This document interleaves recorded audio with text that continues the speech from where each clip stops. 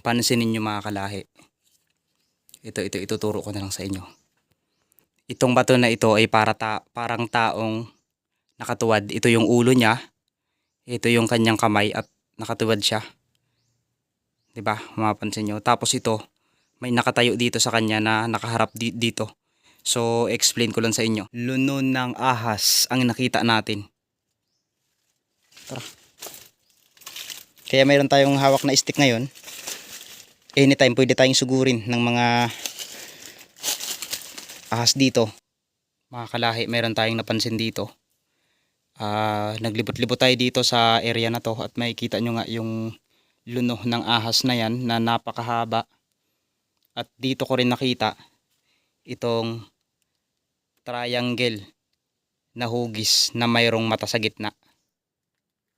Be aware tayo mga kalahi ha. Pag pumunta tayo sa mga gantong lugar, kailangan safety tayo dahil kung alam nyo naman, delikado, lalo tayo lang mag-isa. Kung anong mangyari sa atin, walang makakakita sa atin.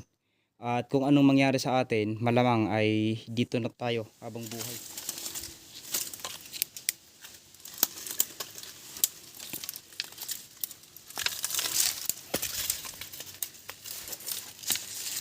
Papasok pa lang tayo dito ay challenging na ang ating madadaanan. Dahil isang napakalaking bato nga ito mga kalahi, kung mapapansin nyo. Isang pader na napakalaking bato ang ating makikita dito sa loob. At iniwasan ko nga na mag-ingay sa loob na ito dahil mayroon ngang mga kababalaghan na pinaniniwalaan ang mga tao na bawal umingay sa loob ng hole na ito dahil may posibilidad na baka kunin tayo ng mga nakatira dito. Kaya mag-iingat tayo sa mga ating dadaanan dahil baka mayroong mga ahas. Dito na yung lugar na may nagbabantay na isang malaking ahas na kung tawagin sa amin ay ang ahas kalabaw.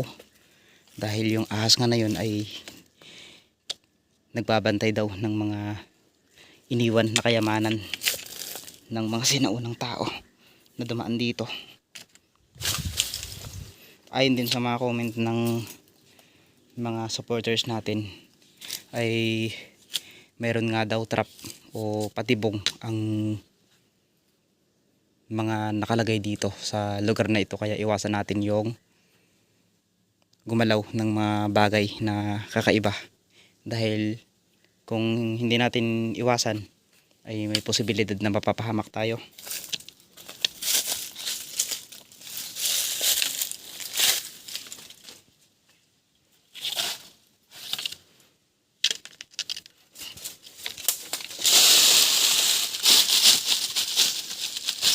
Nakakatakot mga kalahi, baka biglang may sumulpot na malaking nilalang at bigla tayong sakmalin.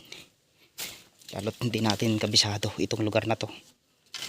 Bago tayo makakapasok sa isang misteryosong lugar na ito, ay makikita muna natin dito itong tambak ng bato na tila tinabunan na. Noong unang panahon ay mayroong isang malaking butas dito na pinaniniwala ang tinakpan ng may-ari at ito rin yung naging dahilan kung bakit siya namatay. Pero yun ay kwentong matatanda lang, hindi natin siya naabutan dahil nga kwento lang. Syempre pinagbasihan na rin natin, kaya mag-iingat tayo.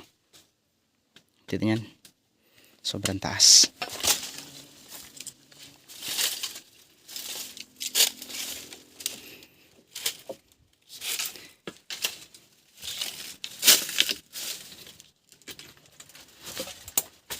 Oh my god, papasok ka pa lang dito, maramdaman mo na yung lamig. Kakaiba yung yung presensya kapag nandito ka na. Parang yun nga, bukod sa malamig, maamoy mo yung dumi ng mga paniki at mga nagbagsakang bato makikita natin dito. Mga nagbagsakang bato makikita natin dito. Grabe, may mga kumakaluskos doon mga kalahi sa kabila na yun. Kaya dandahan tayo, baka sakaling mga malalaking ahas o mga nilalang wild na baboy ang ating makita dito. Delikado, baka habulin tayo. Ito yung kinakatakot natin, kaya doble ingat tayo kapag nandito na. Ayan, iniiwasan kong mag-ingay kasi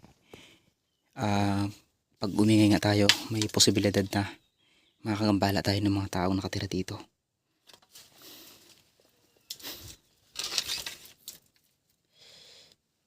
Tabi-tabi lang po. Grabe mga kalahi, ang tahimik dito. Wala kang maririnig na hangin, pero malamig.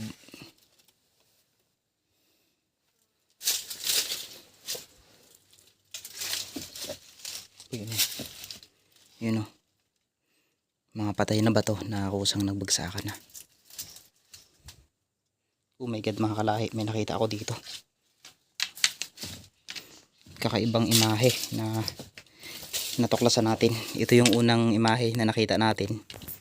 Tila parang isang, yan mga kalahi, kung mapapansin nyo, parang isang ulo ng tao na inukit at mayroong mata, nakanganga siya.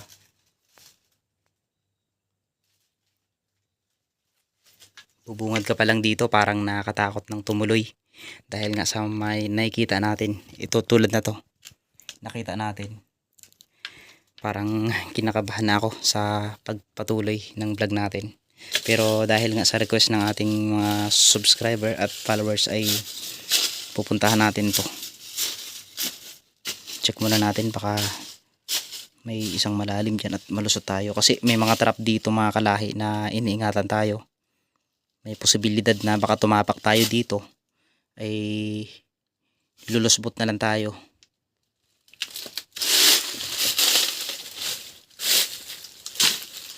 Yun, di ba?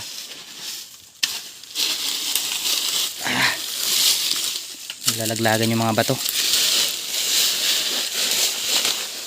Oops. So pagdating dito naman mga kalahi, ito yung bubungan sa atin. Isang napakalawak na batuhan na pinapalibutan ng mga pader. Oh my god, ano yun? Putang gala. Tara. Shit. So yun, eto na. Eto na yung area mga kalahi na pinaniniwalaan dito sa amin. Kakaiba. Parang ikot natin yung camera. Yan. Sa mga kaibigan natin, mga followers, subscriber natin na mahilig tumuklas ng mga kakaibang bagay, shout out sa inyo. Hindi ko man kayo i-mention sa vlog na ito. Alam ko at kilala nyo yung sarili nyo kung sino kayo. Maraming salamat sa patuloy na suporta, sa patuloy na panunood sa aking mga vlog, at sa patuloy na nanonood na hindi nag-i-skip ng mga ads. Maraming salamat po sa inyo. Sa lahat ng OFW natin na patuloy na sumusuporta at gusto tayong makita ng personal, ayan, pag-uwi nila dito sa Pilipinas ay pagbibigyan natin sila. So yun mga kalahi, patuloy tayo dito sa pag-explore. Napakatahimik.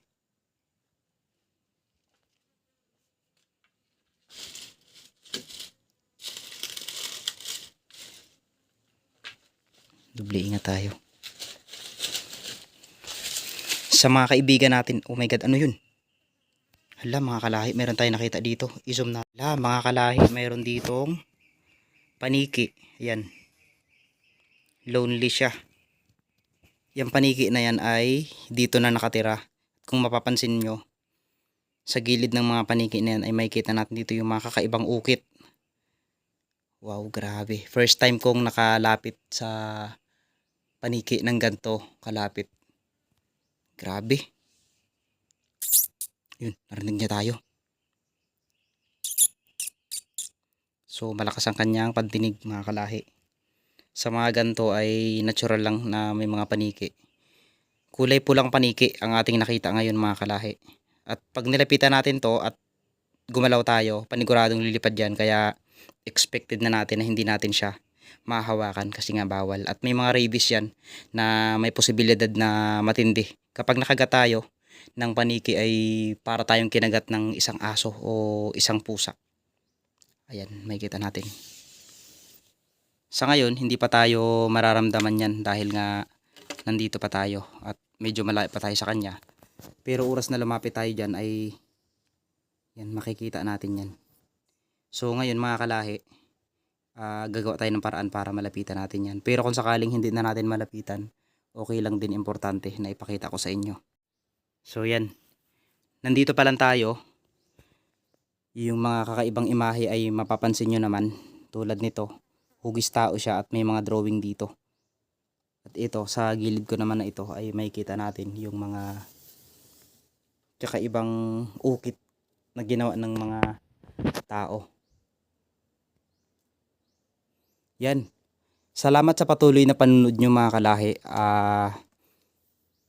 I hope na nag-enjoy kayo sa mga video ko na kahit madalang tayo mag-upload ay sinusubaybayan nyo ako.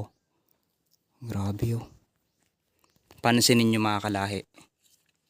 Ito, ituturo ko na lang sa inyo. Itong bato na ito ay parang taong nakatuwad. Ito yung ulo niya. Ito yung kanyang kamay at nakatuwad siya.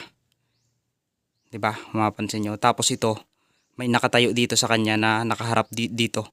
So, explain ko lang sa inyo. Ito, tao ito na mahaba na nakatingin sa atin. Tapos nakatuwad yung babae na tila may tinitignan dito. Yan. Ito yung paa niya.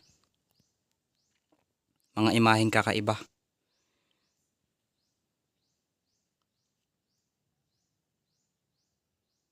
So yan mga kalahi, patuloy tayo sa pag-explore dito sa lugar na ito. Mag-iingat tayo dahil positive na may mga ahas talaga na nakatira dito. Sigurado yan. So, ayan na yung paniki. Lalapitan natin siya. Pero kung sakaling lumipad, hayaan na lang natin kasi hindi naman natin siya nagambala. Ayan, panigurado lilipad yan. Yun na, lumipad na. Oh my God, ano to? Uy mga kalahi, may nakita ako dito. Nakikita nyo ba yung nakasabit na yan? Yan, yung puti na yan, kita nyo yan? Yan po ay isang luno ng ahas. Hindi ko alam kung anong ahas to, pero titignan natin kung anong ahas to. Yun. Pero bago tayo pumunta dyan, dako muna tayo dito. Familiar ba kayo sa mga ahas na nagtitilaok o yung manok ang boses? Mayroon dito yan mga kalahi sa batuhan na to. Alam nyo, kadalasan kasi sa amin may mga kwento na mayroong ahas na may palong. Yan, makikita nyo. Mga creepy na imahe na tayong makikita. 3 mata. Makikita natin dito yung itong tao na to. May posibilidad nga ba na may mga kayamanan na nakabaon dito? Dahil ayon nga sa mga kwento nila, mayroon daw mga kayamanan na iniwan dito at binabantayan ng isang napakalaki o dambuhalang ahas na nakatira dito. Pero sana hindi natin siya ma-encounter.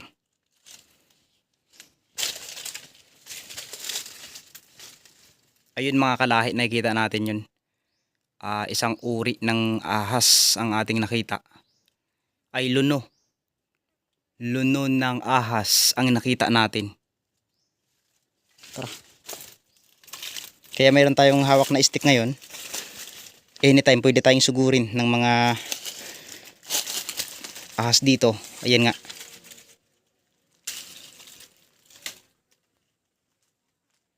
Sa mga subscriber natin dyan na mahilig tumuklas ng mga kakaibang imahe, nakakaramdam o nakakakita ng mga espiritu o misteryo sa mga video na kanilang pinapanood, it's time para sa inyo naman itong moment na ito. Oh my God, grabe oh. Yan mga kalahi, mayroon ditong ano ng ahas. Hindi ko alam po anong ahas to, parang cobra. Mga kalahi, mayroon tayong napansin dito.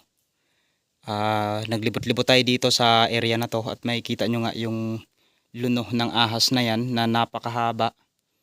At dito ko rin nakita itong triangle na hugis na mayroong mata sa gitna.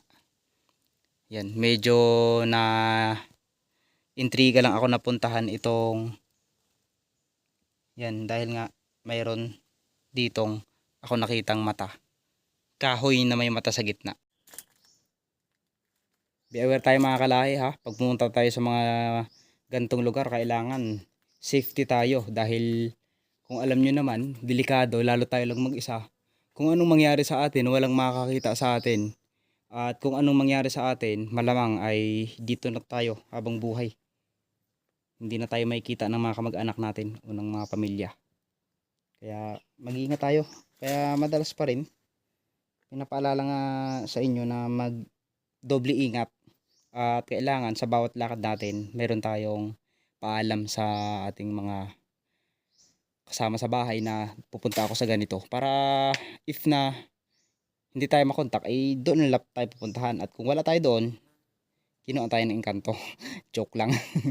Yan, masyado kasi kayong seryoso mga kalahi, no? Pati ako naging seryoso na rin kasi nga sa mga gantong nakikita ko ay talaga naman ano to, you know.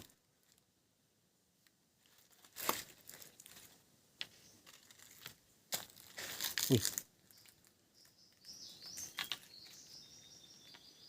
Yun, kakaiba.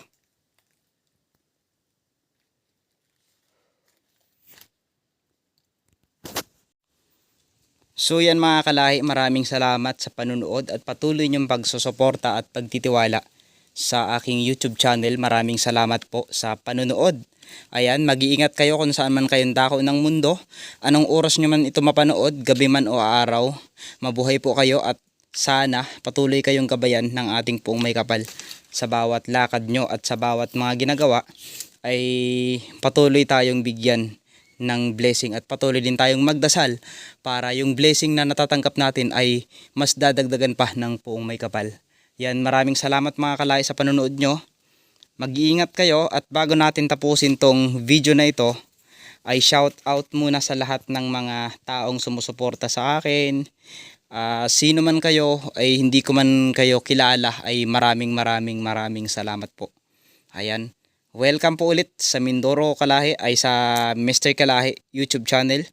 Ayan, ay dati po kasi akong taga Mindoro Kalahi. Kaya nagkaroon lang tayo ng exploration para sa ating sarili. Ayan. Maraming salamat po and God bless sa inyong lahat.